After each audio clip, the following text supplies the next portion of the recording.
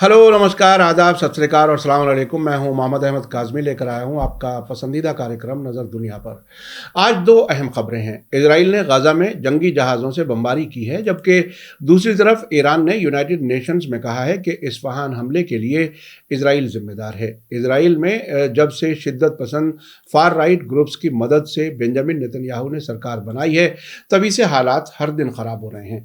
Israel ने Gaza पर जंगी जहाज़ों से बमबारी की है। उसका दावा है कि उसने ये हमले हमास की तरफ से किए गए रॉकेट हमलों के जवाब में किए हैं।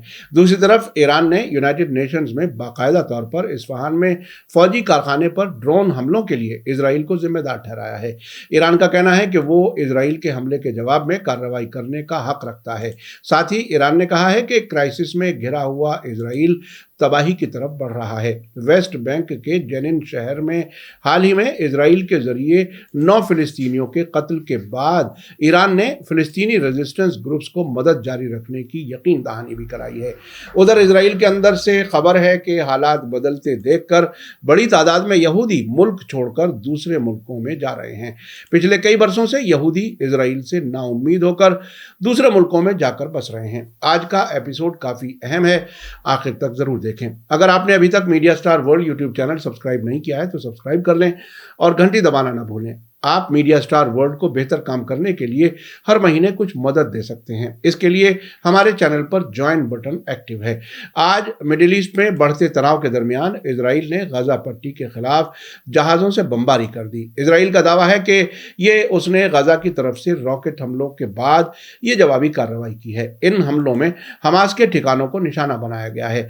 इन हमलों के दौरान गाजा पट्टी से लगे इजरायली शहर सेदरोत में सायरन बजने लगे। टाइम्स ऑफ इजराइल ने फौज के हवाले से कहा है कि मिसाइल और हथियार बनाने के लिए इस्तेमाल होने वाले केमिकल्स के गोदामों पर बमबारी की गई है। हमास ने इजरायली जेलों में फिलिस्तीनी कैदियों के खिलाफ की जाने वाली सख्तियों के जवाब में दूसरी बार रॉकेटों से हमला किया है। इजरायली फौज का कहना है कि उसके जेट जहाज़ों ने उस जगह पर बमबारी की है जहां हमास मिसाइल बनाने के लिए इस्तेमाल किए जाने वाले केमिकल्स को स्टोर करता है। फौज ने कहा है कि इसने उस कारखाने पर भी हमला किया है जहां हमास हथियार बनाता है। फिलिस्तीनी शहाब न्यूज़ एजेंसी ने बताया है कि इजराइल ने गाजा के सेंटर में रेजिस्टेंस के ठिकानों पर बमबारी की है। फिलिस्तीनी मीडिया आउटलेट्स के जरिए जारी वीडियो में घनी आबादी वाले समंदरी किनारे के इलाके के बीच आग के गोले फटते हुए दिखाई दे रहे हैं।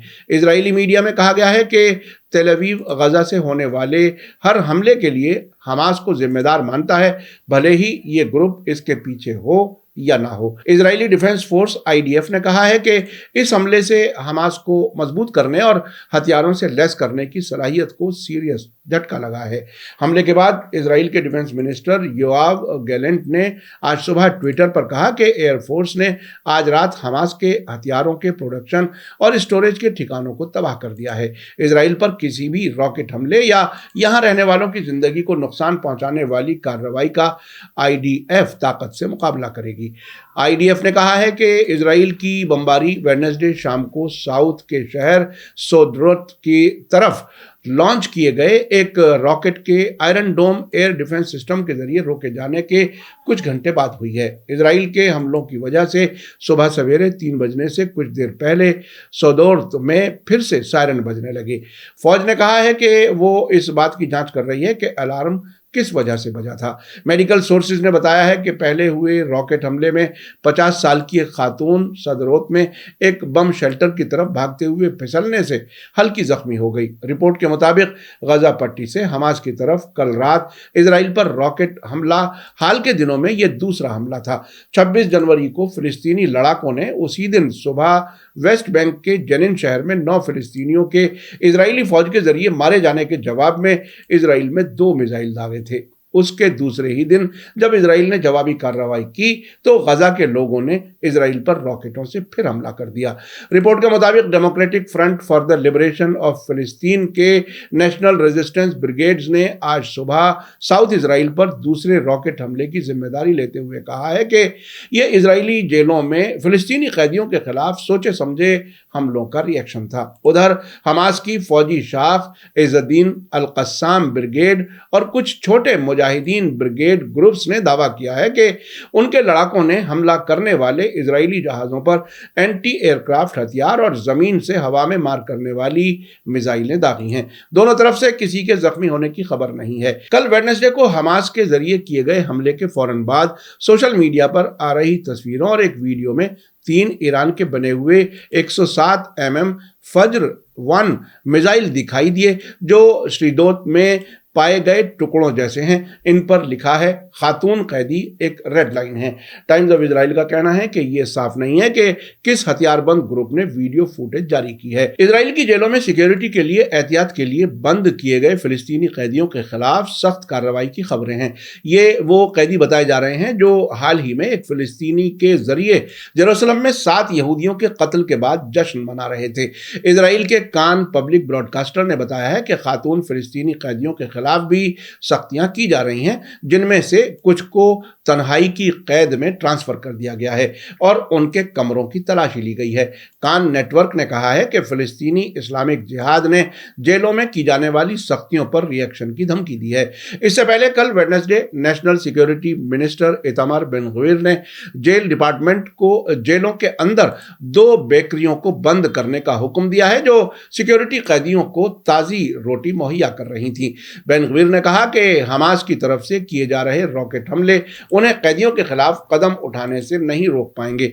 उधर ईरान ने पहली बार इस्फहान शहर में फौजी कारखाने पर ड्रोन हमले के लिए बाकायदा तरीके से इजराइल को मुल्जिम ठहराया है। ईरान ने यूनाइटेड नेशन सिक्योरिटी काउंसिल में टेररिस्ट हमले के बारे में शिकायत दर्ज की है और कहा है कि ईरान के पास जवाबी कार्रवाई करने के लिए कानूनी हक मौजूद है।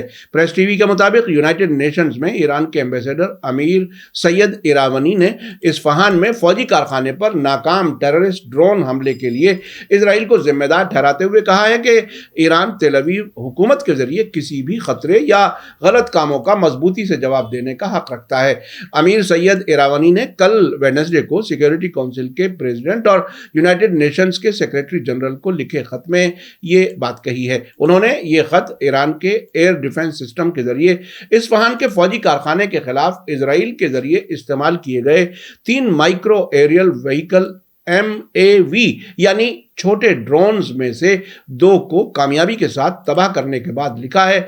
उन्होंने कहा है कि शुरुआती जांच की बुनियाद पर इस्फहान में हमले की कोशिश के लिए इजराइल जिम्मेदार है। यूनाइटेड नेशंस में ईरान के एम्बेसडर ने आगे कहा है कि उनका मुल्क इंटरनेशनल कानून और यूनाइटेड नेशन चार्टर के मुताबिक अपनी नेशनल सिक्योरिटी की हिफाजत करने और इजराइल के जरिए किसी भी खतरे का जवाब देने के लिए जहां भी और जब भी जरूरी समझे कानूनी हक रखता है। उन्होंने जोर देकर कहा है कि पुरअमन न्यूक्लियर कारखानों समेत ईरान के अहम बुनियादी ढांचे के खिलाफ ताकत का इस्तेमाल करने के लिए इजराइल की धमकियां इंटरनेशनल कानून और यूनाइटेड नेशंस के चार्टर की खिलाफ वर्जी है। बेंजामिन नेतन्याहू ने ईरान में इजराइल की तोड़फोड़ और टेररिज्म की कार्रवाइयों में शामिल होने की बात कबूल की है।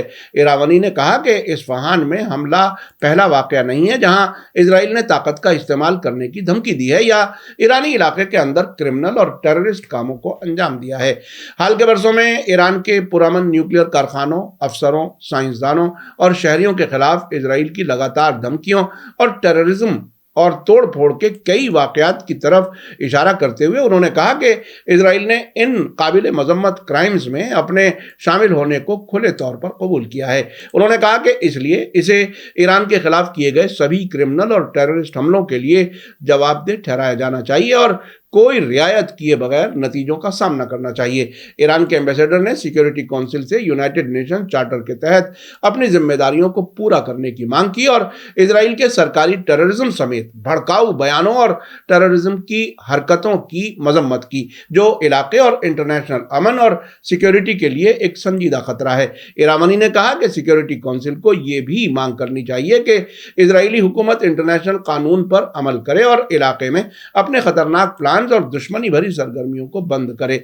आपको याद दिला दूं कि कल ईरान ने कहा था कि एक गैर मुल्की खुफिया एजेंसी और कुर्द ग्रुप पिछले हफ्ते इस्फहान में फौजी कारखाने पर हुए ड्रोन हमले में शामिल है। उस वक्त ईरान ने गैर मुल्की एजेंसी का नाम नहीं बताया था, हालांकि अमरीकी अफसरान ने न्यूयॉर्क टाइम्स को इजराइल की खुफिया एजेंसी मोसाद को इसका जिम्मेदार ठहराया था। ईरान के मुताबिक इस्फहान में एक फौजी कारखाने पर हमले में इस्तेमाल किए गए माइक्रो एरियल व्हीकल MAV यानी چھوٹے ڈرونز کے اسپیئر پارٹس کو عراق کے کردستان علاقے میں موجود کچھ اسلامی انقلاب مخالف کرد ٹیررسٹ گروپس کے ذریعے ایران میں لایا گیا تھا۔ کرد ٹیررسٹ گروپس نے دوسری سرکاروں کی خفیہ ایجنسیوں سے مائکرو ایریل وہیکلز یعنی چھوٹے ڈرونز اور گولہ بارود کے اسپیئر پارٹس حاصل کیے اور ان کا شپمنٹ نارتھ ویسٹ ایران میں ایک بارڈر والے شہر میں مشکل راستوں سے ہوتے ہوئے پہنچایا۔ ایران کے نارتھ ویسٹ میں عراق اور ترکی کے بارڈر سے لگے صوبے میں کردوں کی بڑی آبادی ہے۔ یہ عراق اور ترکی کے کرد میجورٹی علاقے سے لگا ہوا پہاڑی علاقہ ہے۔ 2003 عراق جنگ کے موقع پر میں خود دوردرشن کے پروگرام ورلڈ ویو انڈیا کے لیے ایران کے اسی علاقے سے ایران کے کردستان میں داخل ہوا تھا۔ اس وقت امریکی ہیلی کاپٹرز، فوجی ساز و سامان وہاں موجود تھا۔ پورے ملک میں جنگ کا اثر تھا، لیکن امریکی سپورٹ کی وجہ سے عراقی کردستان پوری طرح سے پرامن تھا۔ میڈیا سٹار ورلڈ لگاتار نظر بنائے ہوئے ہے۔ اسی کے ساتھ مجھے دیجیے اجازت۔ آج کا ایپیسوڈ کیسا لگا کمنٹس میں ضرور لکھیں۔ تھینک یو، دھنیواد، شکریہ۔ جے بھارت، جے ہند۔ میڈیا سٹار ورلڈ کے اور ویڈیو دیکھنے کے لیے ہمارے چینل کو سبسکرائب کریں اور سیدھے نوٹیفیکیشن پانے کے لیے بیل آئیکن دبائیں۔ اور اگر ہماری خبر سچی اور اچھی لگے تو اپنے واٹس ایپ، انسٹاگرام، فیس بک اور ٹویٹر اکاؤنٹ پر ضرور شیئر کریں۔